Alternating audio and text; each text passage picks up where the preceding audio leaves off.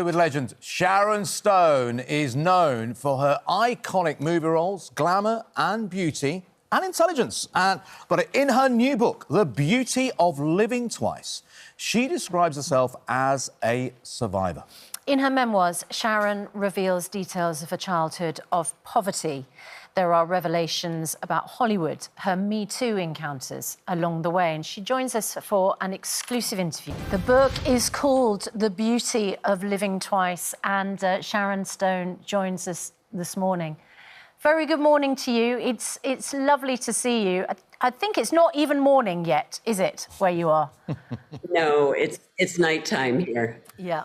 It is nice to see you. Thank you so much for joining us, Sharon. It's a beautiful book. It's a very inspiring book. At times, it's very painful. You're incredibly honest in it, and it is rather raw in places. But overall, it's a book about positivity. And it begins with this remarkable event 20 years ago now, I think to the year, where you suffered a stroke. You describe it as like a gunshot to the head or like a lightning bolt. And it was such a shocking event that it sort of gave you an opportunity to really reassess everything in your life, didn't it? So tell us about that life-changing moment for you. Well, it's not really a moment when something like that happens. I mean, in my case, I had a massive brain hemorrhage. But I think that anyone who has a big event, whether it's cancer or even a big divorce or losing your job, losing your home, any big crisis, and you know, this last year, we've all been through a giant crisis. We've been through COVID, and many of us have lost someone dear to us, or more than one person dear to us. Many people have lost their jobs, and certainly we've all suffered loss of wages and the inability to see our friends and family, and all of this is quite traumatic. I think when one goes through a big trauma, these are not just like an instant thing, even though the moment may be instant. The moment when you have, in my case, a brain bleed, or the moment someone tells you you have cancer or you're getting divorced, all these seem to happen in a moment. But these periods of change and growth take time, and the comprehension of grief and the process of change takes time.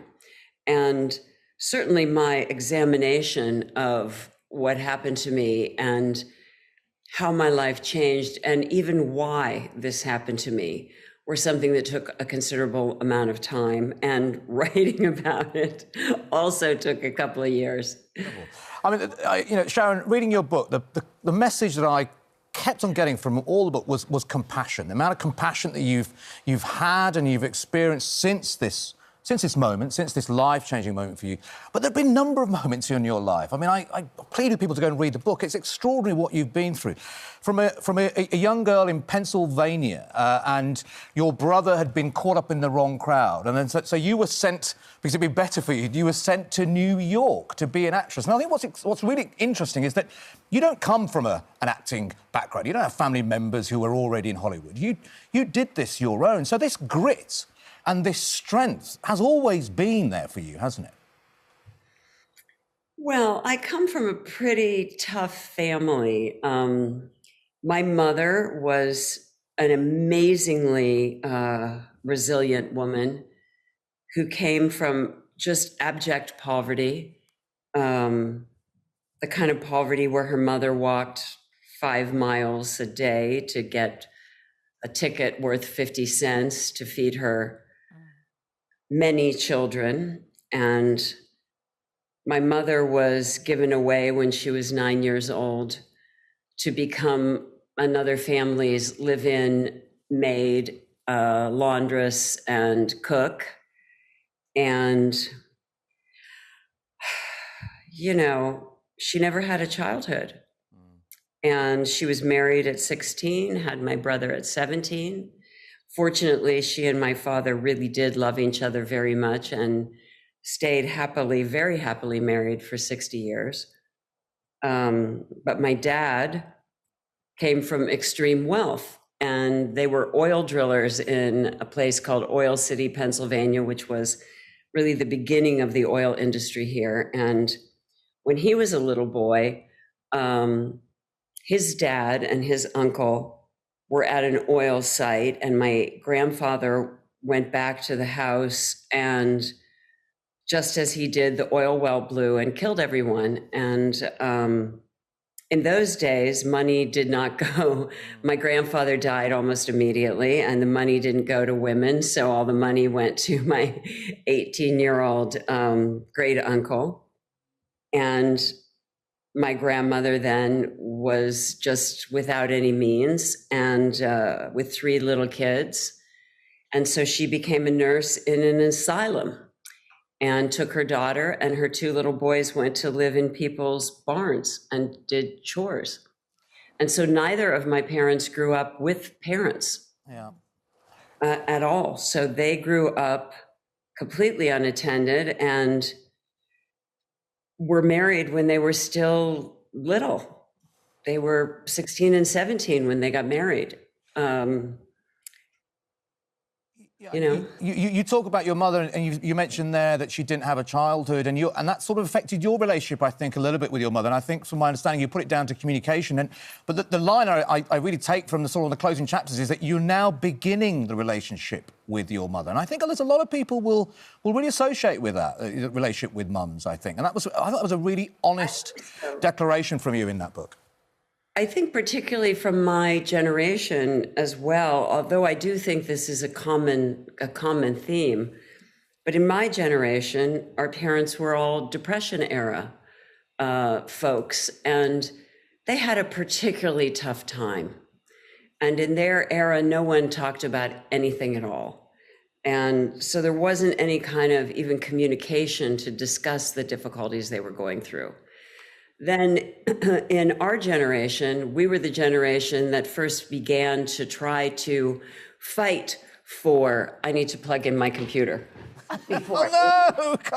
Even Hollywood superstars I'm not going to leave you. I'm plugging in. I'm back. And she did it herself. She doesn't have someone to do that for her. I love it. But, each generation has their own new understanding and hopefully better understanding of how to communicate.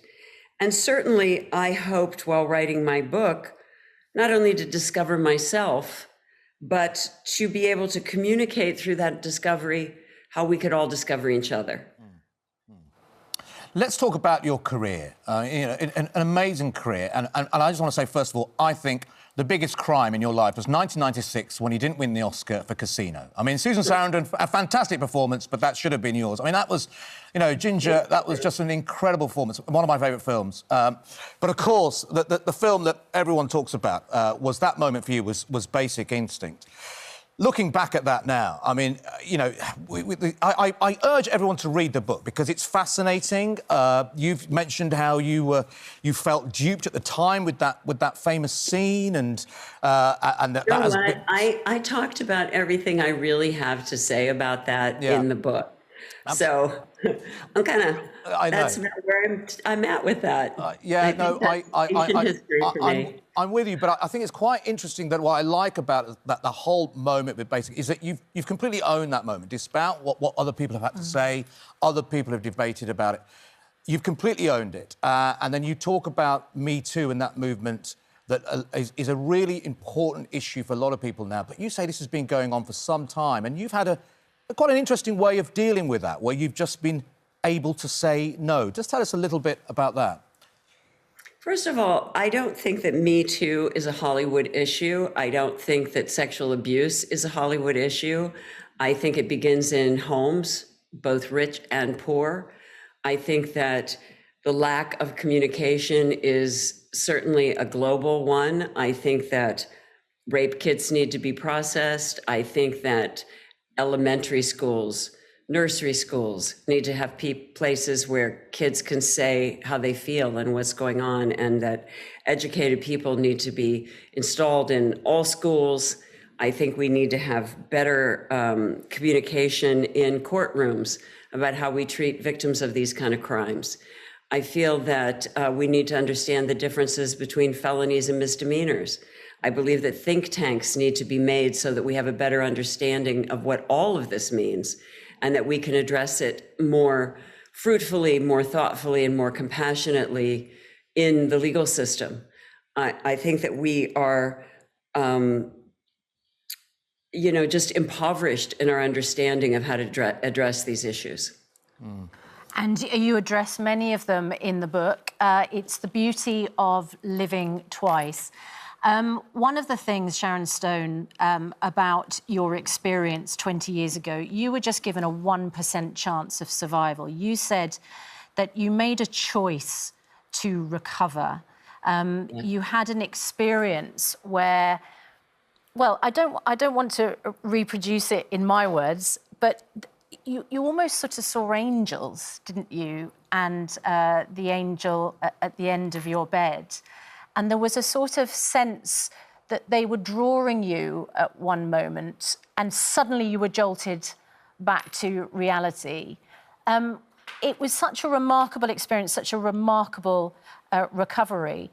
Can you just explain a little bit more about that choice to stay alive in that moment and how that's informed the rest of your life?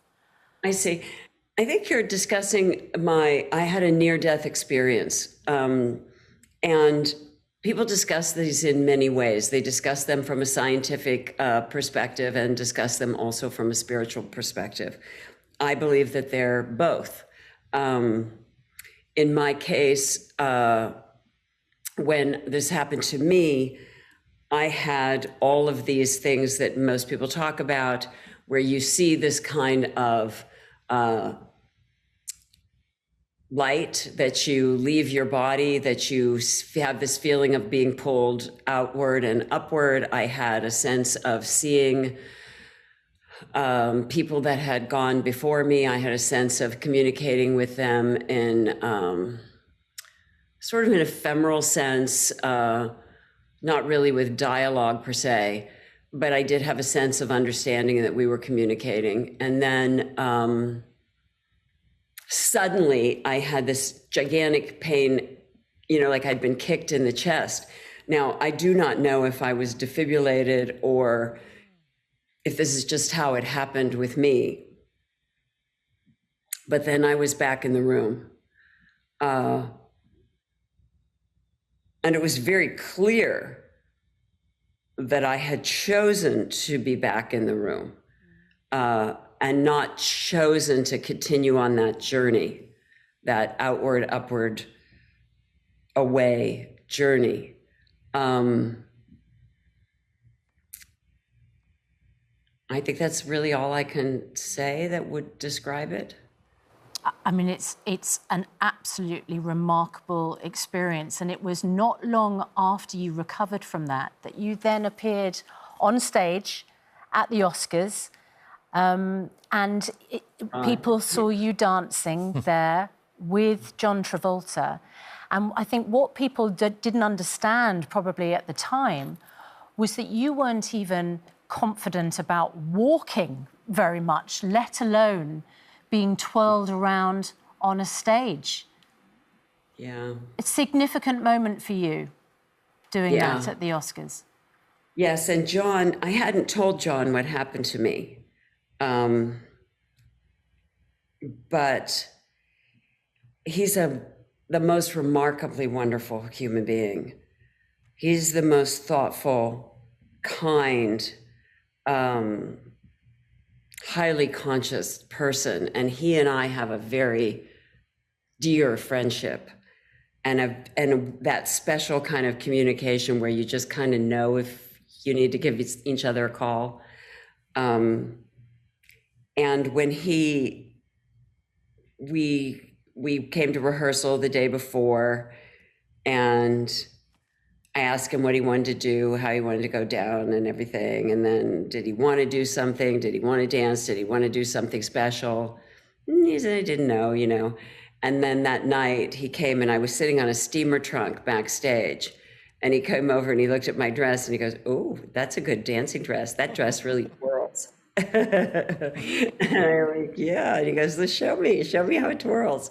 And he was fooling around with me backstage, but he didn't tell me we were going to do anything.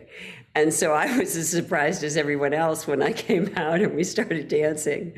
But it was so exciting for me because, you know, I was still really deeply in my recovery. And, you know, I was just at the stage where I had just kind of put one foot in front of the other. And I was still working through a lot of stuff and my hearing still wasn't quite right.